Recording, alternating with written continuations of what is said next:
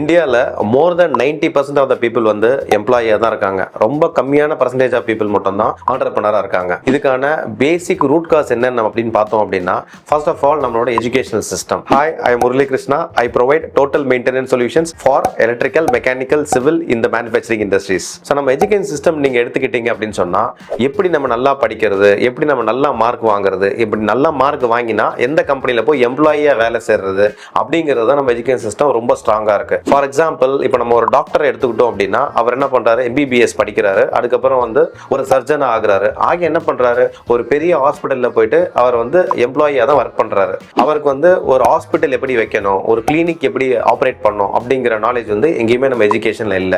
Similarly ஒரு engineering graduate எடுத்தா கூட அவரும் வந்து ஒரு மேனுஃபேக்சரிங் செட்டப்ல எப்படி ஒரு எம்ப்ளாயியா ஒர்க் பண்ணணுன்றதுக்கு தான் அவர் ட்ரெயின் ஆகிறாரே தவிர, அவர் எப்படி ஒரு தனியா ஒரு மேனுஃபேக்சரிங் செட்டப் வைக்கிறது அப்படிங்கிற பிசினஸ் நாலேஜ் எங்கேயுமே வந்து சொல்லப்படல. எஜுகேஷன் சிஸ்டம் தான் சொல்லி தரல. அட்லீஸ்ட் நம்ம வந்து பிசினஸ் ஓனர்ஸ் யார் ஆல்ரெடி பிசினஸ் பண்ணிட்டு இருக்காங்களோ அந்த எக்ஸ்பீரியன்ஸான பீப்புள் கிட்ட போயிட்டு எப்படி பிசினஸ் பண்றது அப்படின்னு சொல்லி கேட்கலாம்னு சொல்லி போனா, அவங்களும் நம்ம கிட்ட என்ன சொல்றாங்கன்னா, ஏன்பா நீ வந்து வேலையை விட்டுட்டு பிசினஸ்க்குலாம் வர, பிசினஸ் பண்றது ரொம்ப ரிஸ்க், பிசினஸ் நிறைய சேலஞ்சஸ் இருக்கு, பிசினஸ் ரொம்ப கஷ்டம் அப்படிங்கிற மாதிரி நமக்கு டிமோட்டிவேட் தான் பண்றாங்க.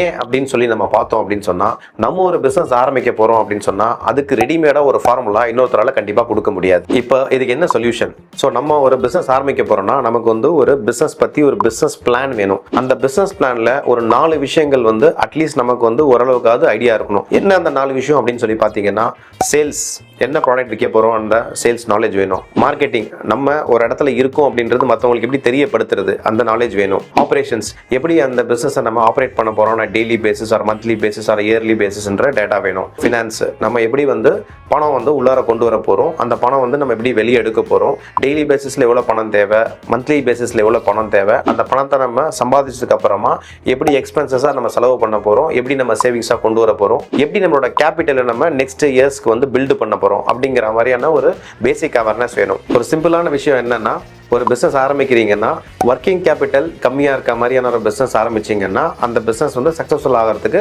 நிறைய சான்சஸ் இருக்கு. ஓகே, இப்போ இந்த நாலேஜ் எனக்கு எங்கேருந்து வரும் அப்படின்னு நீங்கள் யோசிக்கலாம். ஸோ இந்த நாலேஜ் நம்ம எடுக்கிறதுக்கு ஏதாவது ரிலவெண்ட் ட்ரைனிங் கிளாஸஸ் நீங்கள் போகலாம். அப்படி இல்லை அப்படின்னு சொன்னால் யாராவது ஒரு பிஸ்னஸ் மென்டாரை மீட் பண்ணி நீங்கள் அவங்க கிட்ட வந்து ஐடியாஸ் கேட்கலாம். மூணாவது நீங்கள் என்ன பண்ணலாம் அப்படின்னு சொன்னால், வெரி சிம்பிள், உங்களுக்கு ஸ்பெண்ட் பண்ணுறதுக்கு பணம் இல்லை அப்படின்னு சொன்னால் நீங்கள் வந்து கூகுளில் போயிட்டு சர்ச் பண்ணி டேட்டா எடுக்கலாம். Nowadays even ChatGPT is also available. So அது மூலியமாகவும் நீங்கள் வந்து டேட்டாஸ் எடுத்து இந்த 4 விஷயத்துக்கான பேசிக் நாலேஜ் உங்களுக்கு அவைலபிளாக இருந்தால் போதும். இந்த பேசிக்ஸை கரெக்டாக பண்ணியும் உங்களோட ஓன் பிஸ்னஸ் ஃபார்முலாவை உங்களால் கண்டுபிடிக்க முடியல அப்படின்னு சொன்னால், don't worry, I am here. நான் வந்து மோர் தென் 100 பிசினஸ் ஓனர்ஸ்க்கு அவங்களோட ஓன் பிசினஸ் ஃபார்முலாவை கண்டுபிடிக்கிறதுக்கு ஹெல்ப் பண்ணியிருக்கேன். உங்களுக்கும் கண்டிப்பாக ஹெல்ப் பண்ணுவேன்.